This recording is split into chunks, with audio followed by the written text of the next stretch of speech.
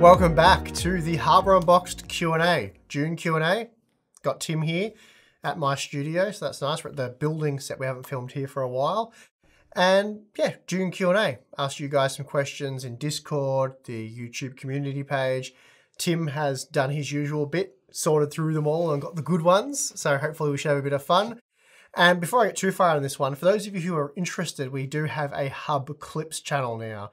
So we've got Harbour Unboxed, Monitors Unboxed, and Hub Clips. So if you click on the channels tab, you'll find all of those. I can probably put a link there, but Hub Clips, basically we split up all the questions, the interesting questions that get asked each month, throw them over there. A lot of you guys have been finding it useful because if we talk about like Zen 4 predictions, for example, that's kind of a current thing. Was AMD sandbagging, all that sort of stuff. We give our opinion.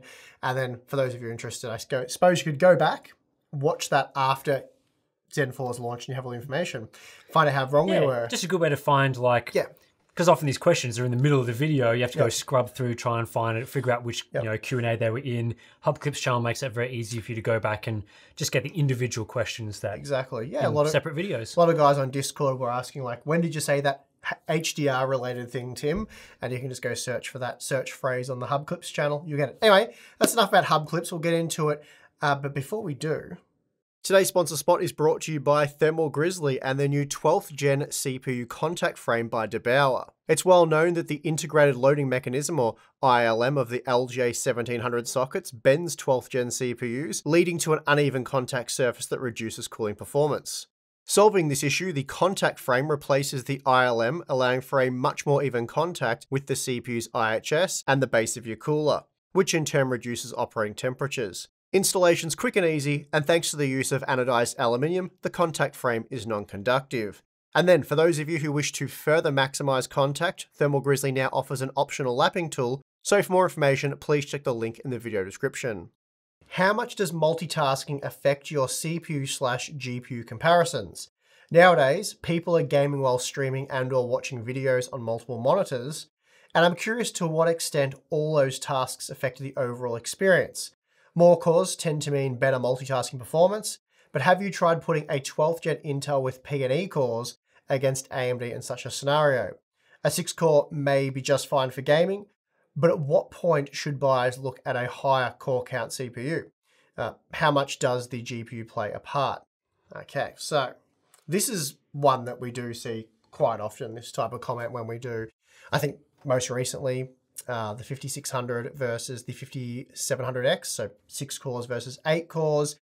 And a lot of people point to, you're using a skeleton crew of applications. It's a clean test system, so therefore it's not really real world, which is a misconception. That's not really true. Basically, our test systems are set up how you should set up your regular gaming PC. So we have a huge amount of applications installed and probably more software running in the background than certainly more than what I would have on my gaming system.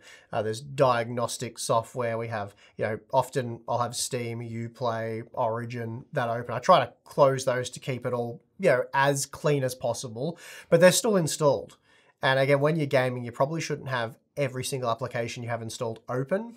So how real world it is, I guess, depends on how messy you are with your computer. As for having things like YouTube videos playing while you game, that's an interesting scenario because I know based on, we've polled this before with our audience and a lot of you do it. A lot of you think those who do it are absolutely bonkers, which I sort of fall into that category. But of course, there are a wide range of gamers. Tim and I, for example, are quite different the way we approach gaming and the gaming we play. And I think that feeds into it as well. So I know I'm getting a little derailed here, but if you watch YouTube videos while you're gaming, to me, that suggests that you're more of a casual gamer, without question. And it's not necessarily a really fast-paced game. For example, like StarCraft 2, a real-time strategy game. You can't really be watching a video while playing. That's pretty fast and furious, that type of game. Call of Duty Warzone, you're not really watching a cooking show while you're trying to stay alive in a battle royale. And you're also not wanting to hear a video because you're wanting to hear footsteps and things around you because that gives you a significant advantage. So again, I think people who are watching YouTube while gaming are playing more casual games. I don't know, maybe Assassin's Creed. Do you agree? I would say Look, I would say that's probably the case. I'm not someone that watches YouTube videos while gaming either, but we're probably going to get comments now being like, I play StarCraft and watch YouTube videos at the same time, right? Because I guess there are casual people who, like, you can play StarCraft single player, but I used to play quite competitive StarCraft, and there is no way you're in the higher leagues watching a YouTube video while playing. At least that's my opinion. I find it very hard to believe that anyone's doing that. So where I'm going with this, why I'm making this comparison when we're talking about 6 cores versus 8 cores, is because, and again, cores aren't cores, it's about CPU performance. But if you're more of a casual gamer, you're listening to a video, you're playing a game, you're doing that because you like going about that way, you're probably not that fixated on frame rate, high performance. So how much does that matter? Like, whereas if you're someone who's playing CSGO, Warzone, Fortnite, a game where you want as many frames per second as possible, you will care about micro stuttering. You will care about your frame rate dipping a little bit because you want the most performance possible. But in those scenarios, you're not watching a YouTube video. So it's kind of like people are giving an example of something somebody might do, but then how much does it apply to the situation where we're talking about it's all about performance? Yeah, and I mean, I guess still for those casual gamers, you still would want, like, if you're given a choice between 2 parts, and one, you're playing your YouTube video and that causes a 5 FPS drop, and on a different CPU, you're getting a 10 FPS drop, or maybe vice versa, the YouTube video doesn't play back as smoothly, or whatever the case is, I think for a casual gamer, you still would want the better experience, but I guess what you're trying to say or lead towards is, does it matter that much? Does it matter that much, and is it worth paying like twice as much in a hypothetical example to avoid that small, like, do you care if you're playing Assassin's Creed Odyssey at 90 frames per second or 85 frames per second?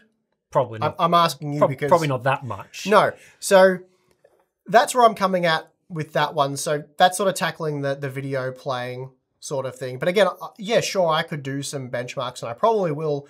It's something I've been thinking about doing pretty much for this whole year, and I do have a bit of time available now. So, yeah. But again, you can sort of work this out with your current system by playing, say, a 4K YouTube video, just having a look at your CPU utilization, because this leads into the next misconception, is that, and I know there are some people that are thought to be authorities on this subject, and they've said that background tasks and yada, yada, yada, and that's why they've pushed E-cores.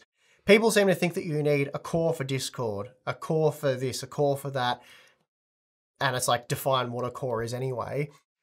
But it's CPU cycles. And if you open up Discord, have a chat with 6 mates, have a YouTube video playing, have Steam open in the background, whatever else it may be, those sort of light applications, you're going to see very, very small CPU usage on a modern 6-core CPU. So like a 12600K, which is kind of a 10-core CPU sort of. Maybe the Ryzen 5 5600 is a better example. You'll see very low utilization. Yep. So unless your game is utilizing the CPU to the tune of like 95%, there's going to be very little difference there between that part and an 8-core part. The 8-core parts are definitely better. They're definitely faster. But whether you want to spend the $150 or whatever it is to get that is up to you. That's why we provide all that information, because there's no right or wrong answer. It's not all gamers are okay with a 6-core. It's not all gamers need an 8-core. And again, I prefer to give specific examples because I really hate talking in cores, because it's kind of a bit silly, because you could be talking about literally any level of performance. So not all gamers are okay with a Ryzen 5 5600, and not all gamers require a Ryzen 7 5700X or better. Yeah, and I think with the sort of background tasks discussion, I guess, is that, first of all, some background tasks don't really utilize resources that are used for other things. So playing back a YouTube video, often that will be hardware accelerated onto your GPU's video decoding, which, while you're playing a game, is most likely doing nothing. So if it's using part of the resources that aren't being used for something else, like that case, you most likely won't see a performance deficit in any area to your CPU or GPU performance. Now, of course, there are some exceptions where you may be playing a super high resolution video, or you're not necessarily running on YouTube using a different playback app or whatever, but I'm just sort of providing an example there. And the second thing as well is that Windows is designed to be used with multiple applications running at the same time. If you open your task manager, you will see thousands of threads running.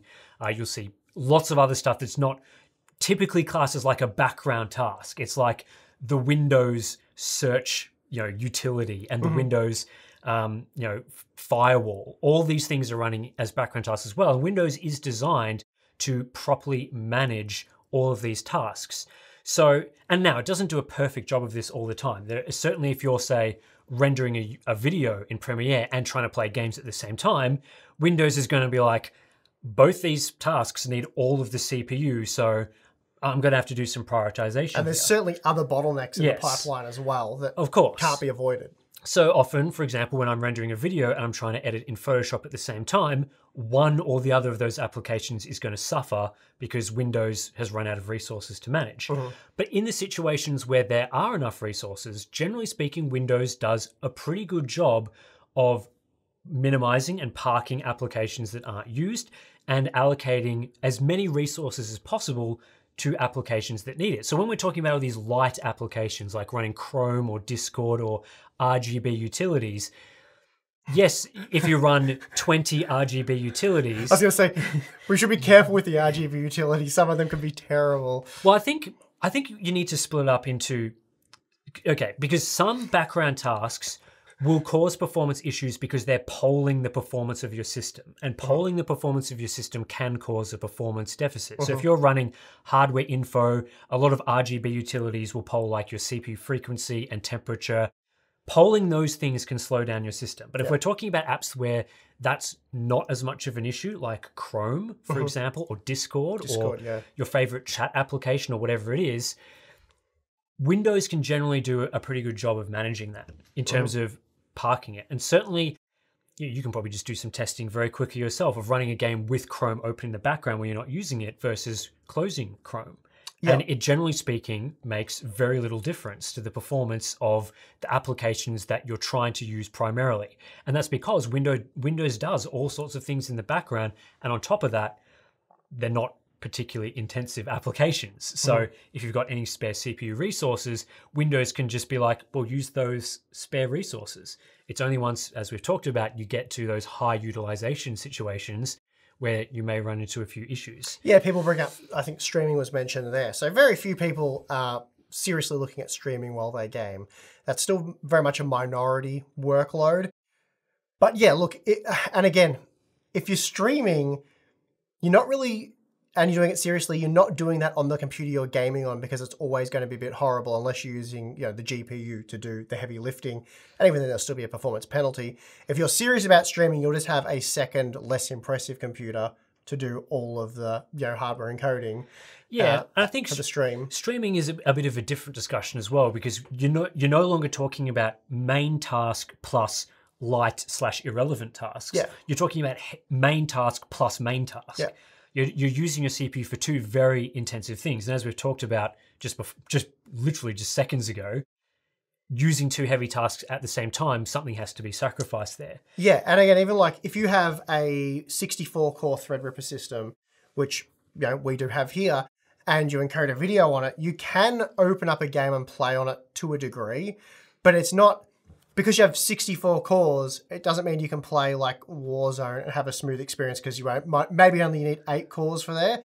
It'll still run pretty garbage. It can be done, whereas on other systems it can't be done at all. Yeah, because the memory controller might be being utilized to 50, 60%, and the game might require extremely low latency. And basically you get a poor result for both things because the video encode ends up taking 3-4 times longer than it should have, and the gaming experience is pretty horrible. So again, it's kind of like the streamer thing, right? If you're a professional video editor or whatever, you'd have a system for doing that. And while it's encoding, if you've got some downtime, you want to play some games, you do that on a gaming system. To summarize this discussion, because I think we've been going on this question for quite some time, but we do see the question a fair bit.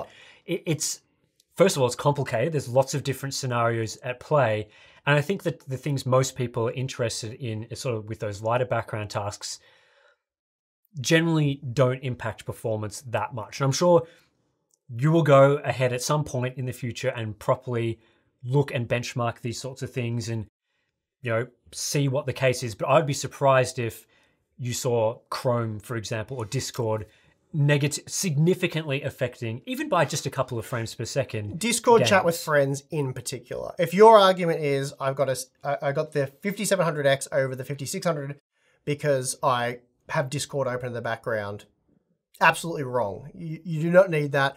And the only reason you get the 5700X, I listed the reasons in the video really, is because you play a lot of intense online multiplayer games that heavily utilize the 5600, and you will get a bit of extra performance there by going the 5700X.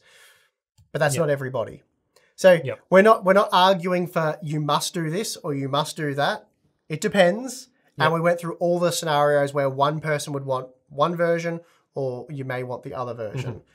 And it's that simple. But throwing in background tasks like Discord to sort of throw a spanner in the works, no. It just doesn't use enough CPU. There's other background tasks where you could make a case for, but I think something like that probably not. You don't need E-cores, for example, for Discord, for Chrome. And even if you did need E-cores, you'd need half of an E-core. Sure. Not even. But anyway, let's move on to the next question. Okay, how do you decide which games do you want to remove / add from your benchmark suite? How often do you revise the benchmark suite to remove or add new games? Well, it depends. It actually does. We need that on a t-shirt, seriously. Anyway. It depends on the game, the type of benchmark. The selection of games is generally quite different for the big benchmark videos opposed to like the day one reviews, which have a smaller sample of games.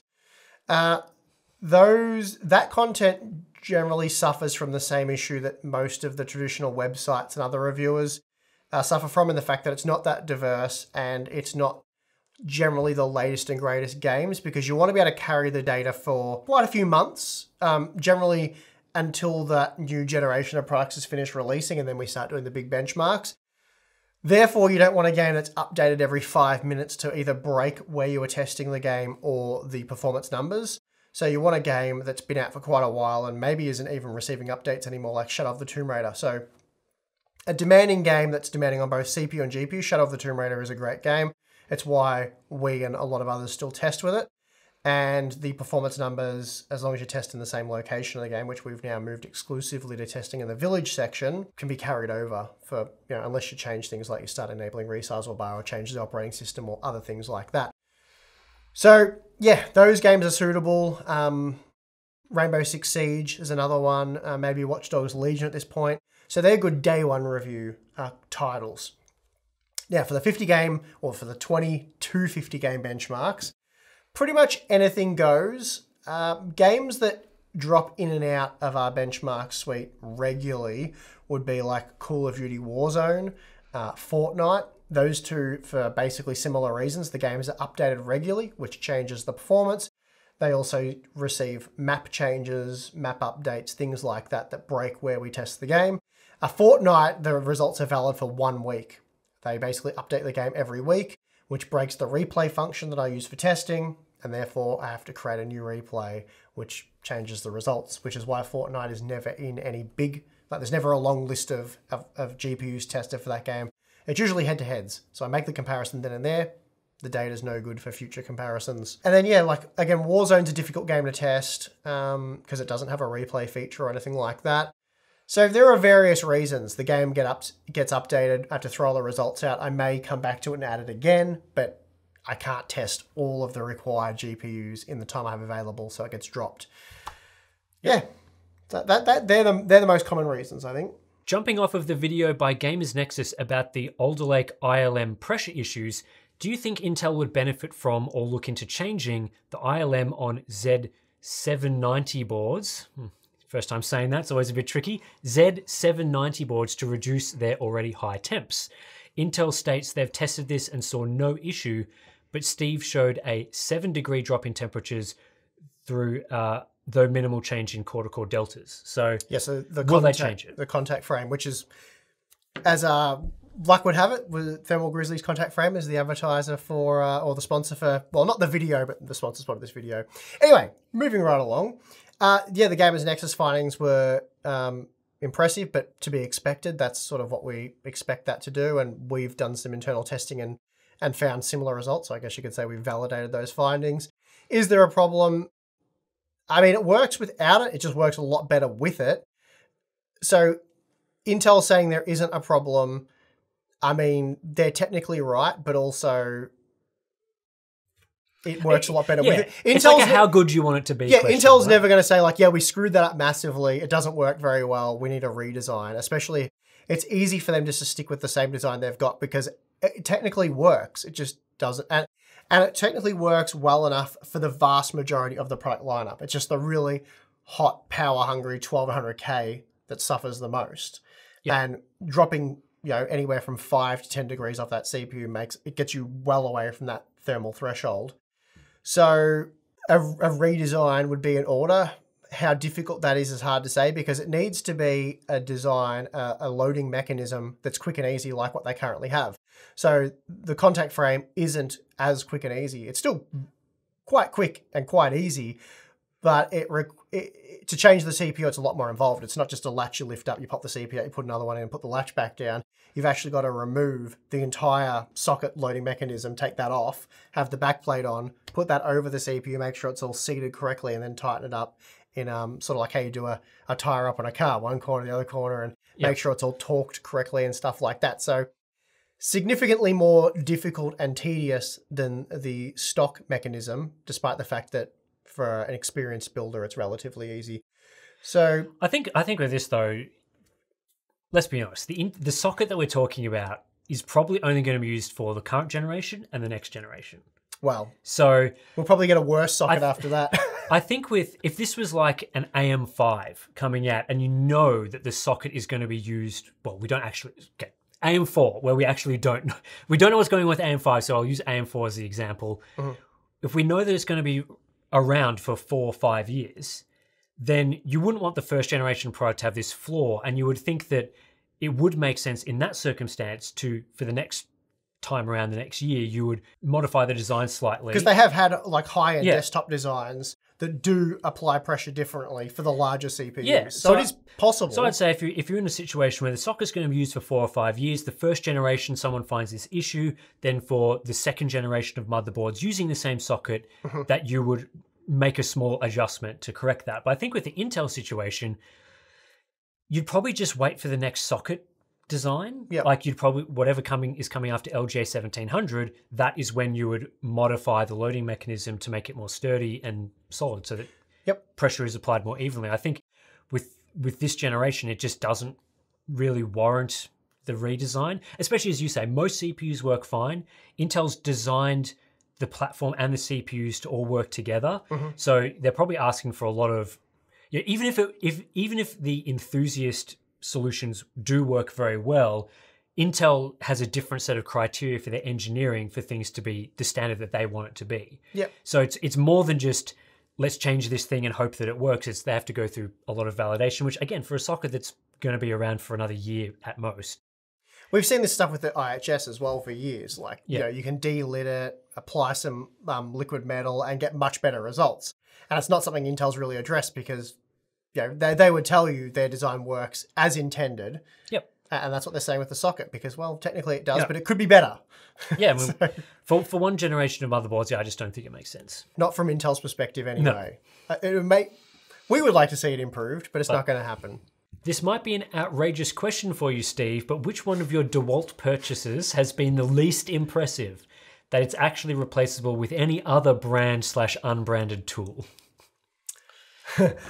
Well, I appreciate this is a joke question, but I'll try to answer it seriously. I think for most of the tools, like they're all very good for me. I'm very pleased with all of them, but I don't advocate that you buy DeWalt over any other brands. Milwaukee is also an excellent brand, and there are many other brands.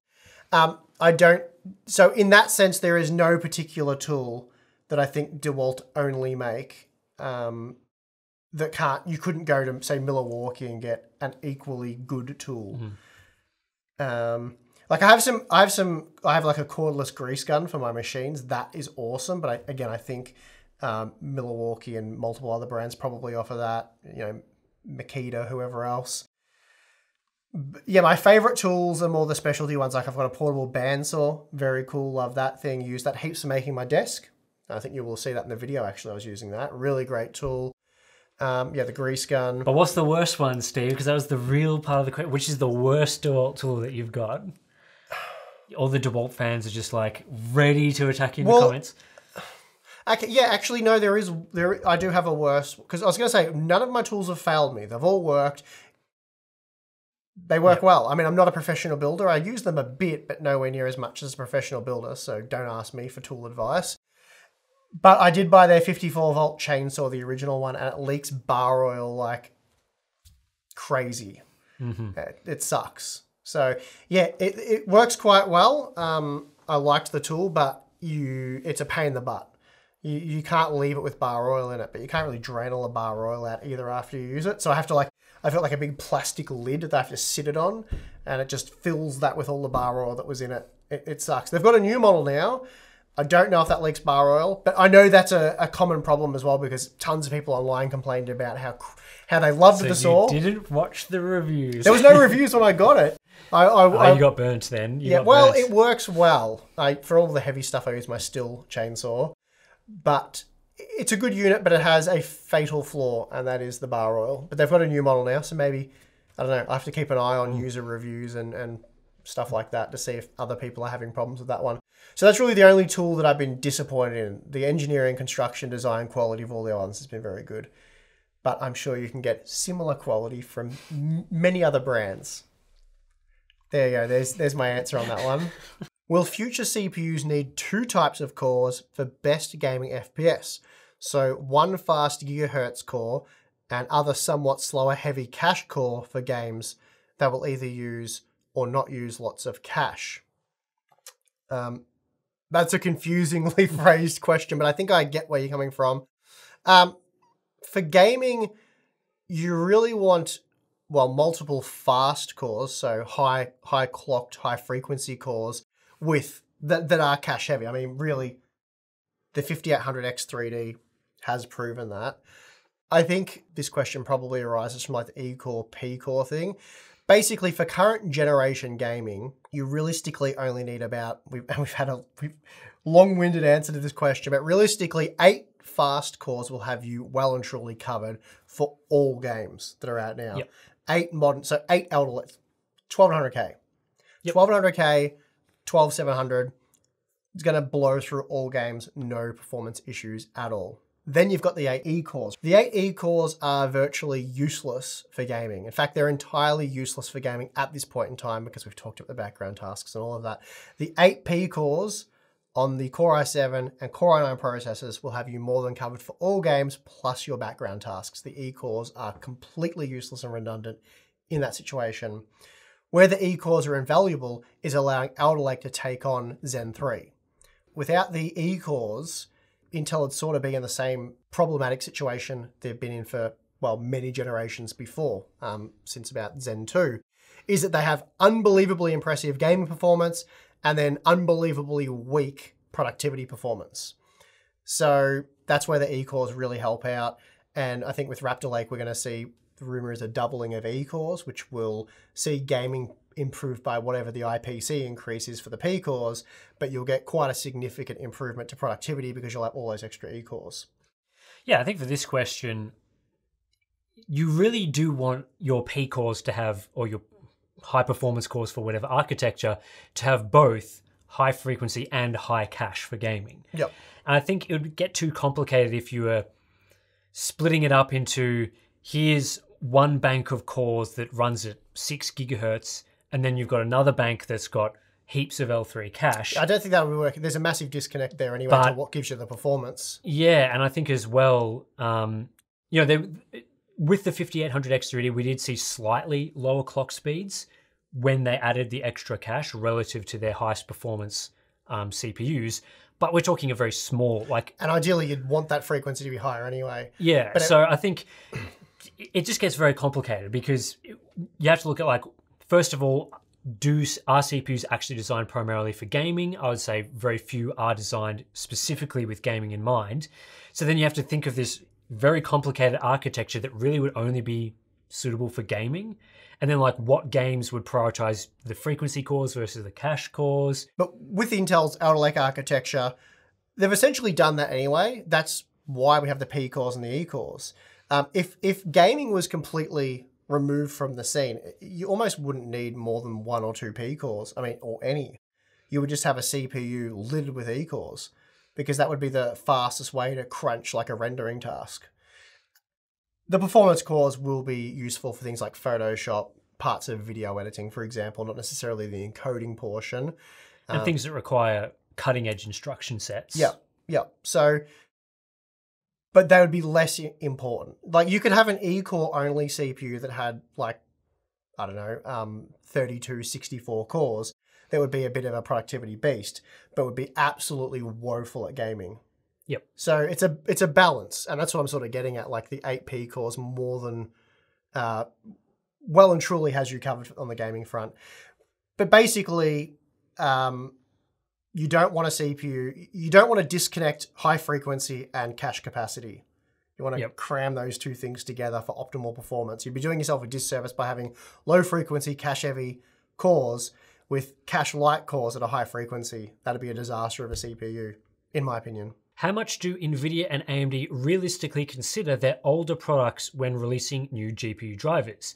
Is it even worth updating them for, let's say, Pascal owners or Polaris and older? Well, I think Pascal and Polaris are the two oldest architectures currently supported. I think Nvidia's discontinued driver support for Maxwell series, so the GTX 900 series. And I believe for AMD, the prior to Polaris generations have been discontinued as well, if memory serves me correct. So straight off the bat, you can get rid of all those old GPUs because you know that the updates will be quite limited for those products. I guess this question comes about because of the feeling from some older GPU owners that their GPUs are kind of left out when driver updates come about. So these companies will often talk about the improvements made on their latest and greatest hardware, and then the people with the 5-year-old GPUs apparently don't see as much of a performance update, which I'm not quite sure how true that is. I think for some circumstances, those older architectures have already been optimized to the full extent for those game engines because the architecture has been out for longer, so the games are more likely to have been made for those architectures. So that could be playing a factor into some of these, whether or not Nvidia or AMD is optimizing more for their new architectures. It could just be a case where the new architecture actually requires more optimization for the games. Whereas I think the GPU families that are still supported, it's more about getting the game, new game engines and stuff to work, which as far as I'm aware, new game engines, you can use your Pascal GPU to play modern games because the drivers are still supporting everything. Yeah. So in my experience of benchmarking new and old GPUs in the latest games, generally speaking, the optimized, the game-ready driver or the latest Adrenaline driver, they will do what you're saying. They'll support the latest hardware. They'll optimize for the latest hardware, and then you'll see a big drop off in performance for the older hardware. But generally speaking, especially with AMD, they will optimize the older hardware eventually. So they focus all their resources on the latest and greatest stuff that they're trying to currently sell, and then the older customers will get the optimization weeks or months down the track, usually months down the track. So, and again, that's a generalization. Sometimes the optimization may come with the original driver. Other times it may not come at all. But generally speaking, if they find a lot of extra performance or they fix a bug, that usually only applies to the current gen stuff. And then a month or so later with the next driver, they end up rolling out the full optimization. All right, Tim, this might be interesting for you since you've been following GPU pricing probably more closely than I have been over the last year and a half. How long have you been doing it for? Spent a lot of time doing it, actually. Yeah, you've spent a lot of time. So from a historic point of view, is it better to upgrade a GPU to the next generation, a SKU up, or the same SKU 2 generations ahead, i.e. 1060 to 2070 or a 3060? Price performance-wise, hope that makes sense. Hope that makes sense, Tim. I think the main issue with trying to make these comparisons is that companies love screwing around with their naming schemes. So the price of a 1060, 2060, and 3060 have been very different. Yep. The 1060 debuted at what, $250? I think it was $200. The 3 GB model eventually hit, but yeah, $250 for the 6 GB. I think it was $250 and then $300, now $330, I believe. So the price has gone up for each generation, and that effectively makes the 3060 the price of what a 1070. Yes. There's a slight discrepancy there, but closer. Roughly speaking, Nvidia has shifted up their name. So the 3050 now is what the 1060 used to cost. They did with Turing, all right? Turing was a big part of that, yes. Yeah. So that makes this discussion very difficult, because if you're talking 1060 to 3060, while the name suggests they're the same class of card, the pricing suggests they're a different class of card. So you're more accurately would be looking like 1060 to 3050, and then obviously 1060 to 2070. But then that changes generation to generation as well. We've seen some generations where the naming is more sensible, and some where they've gone with this sort of more price hike approach. So again, it makes it, a pretty challenging question to answer. If you're talking about sort of the same price point, you also have to factor in what we were literally just talking about in the previous question about what's the benefit of having the faster GPU for an extra year or a couple of years. How much is that worth? It becomes pretty difficult to sort of factor that into the discussion, I think. So yeah, I agree. Yeah, I guess that's pretty much a non-answer to this question, because it's a little bit difficult. Yeah, you can't really give an answer, to be honest. Yeah, but I think generally speaking, most people prefer to upgrade every 2 generations at a similar price point, as opposed to continually moving up the stack to get performance gains. We did a poll once upon a time on the Hub Community tab asking, at the same price, what kind of percentage gain do you need to see in order to justify an upgrade? And I think the majority were around, was it 30 or 40%? I think 40. I thought it was pretty high, like 50% to even double the performance. Yeah, maybe it was. I don't remember exactly. I know there was a surprising amount of people that would have been happy with 30, though, 30 to 40. But maybe we can go back, find that poll, stick it on screen, and that'll give you your answer. But essentially, whatever the majority of people, that poll will basically answer this question better than we have, to be honest. Yep. It's the percentage gain that most people are happy seeing dictates when you should upgrade. So if the next generation at the same price point offers you 50% more performance, I mean, that's pretty good. You'd probably go for that. But if it takes 3 generations to get there, that's probably how long you would wait, if that's the kind of performance you want. I think also depends on how much money you have. I mean, you're not going to be able to upgrade a SKU up if you don't have the money. Yeah. Or you're already at the top of the stack. Yeah. So, yeah. It depends.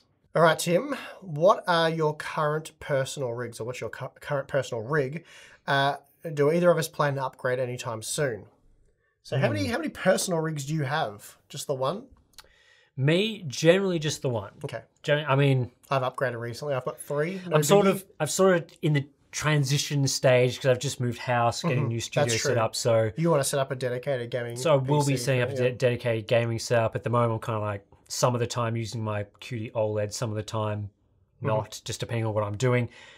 But basically, my personal rig hasn't really changed. So it's my editing rig. It's got the 32-core Zen, what is it? 3970X? 3970X, right? So it's a Zen 2 part? Yes. Zen 2, so feeling a bit outdated now, but it's still very good CPU. Still very good for video editing, so I've got no complaints there. I've got the RTX 3090 in my system, which does also assist with video editing, not just gaming, and like 128 gig of RAM, and all the usual sort of stuff that you have in a video editing rig. So that's my current personal setup. So it's more focused towards productivity, but with a 3090 and a 3970X, you're smashing games, especially single player titles that I play at high quality settings and resolutions.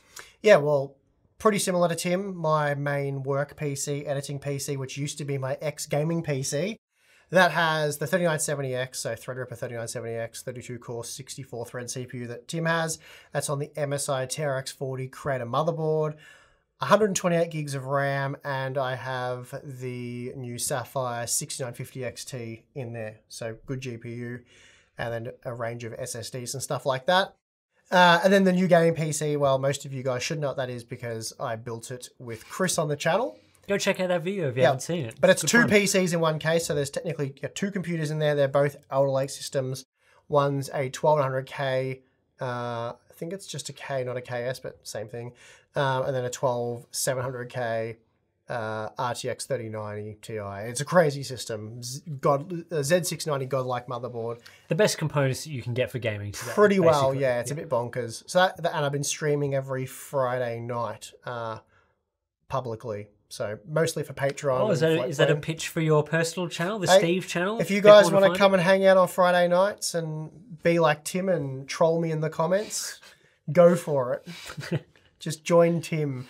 No, but it's a lot of fun. I enjoy chatting with you guys and playing some games. It's good getting to play some games. So every Friday I'm committed to doing that now. Yep. so I get to play some games and hang out and have a good time. And that's what I built that new computer for. All right, we're going to hit pause on part 1 there. Plenty of good questions, enjoyed that. And of course, we will have a part 2. Probably no part 3 this month. I don't know if we picked enough, but yeah, 2 parts is generally pretty good. They'll probably end up being about half an hour each. So should get your Harbour Unboxed Q&A fix for the month from those 2. But yeah, what do you think, Tim? Always good. Always enjoy these. We will, like I said, for the previous Monitors Unboxed Q&A, we are these days splitting the monitor questions separately into a video over on that channel. So a lot of you guys did ask monitor questions this month. Those will be in a separate Q&A over there, probably in a couple of weeks from now. So that's something to look out for as well. So make sure you subscribe to Monitors Unboxed for all the monitor-related content. Yep. At least the Q&A stuff. Yep. So yeah, I guess 20% club at this point. Thank you to our Patreon and FloatPlay members that support us and ask questions in our Discord community and watch our behind-the-scenes videos and other good stuff. We just did the live stream for the Patreon and FloatPlay members, which was a lot of fun this month. We got our video editor, Balin, to come and say hi to you all. So you can watch that replay if you're interested and you're a member. But what else?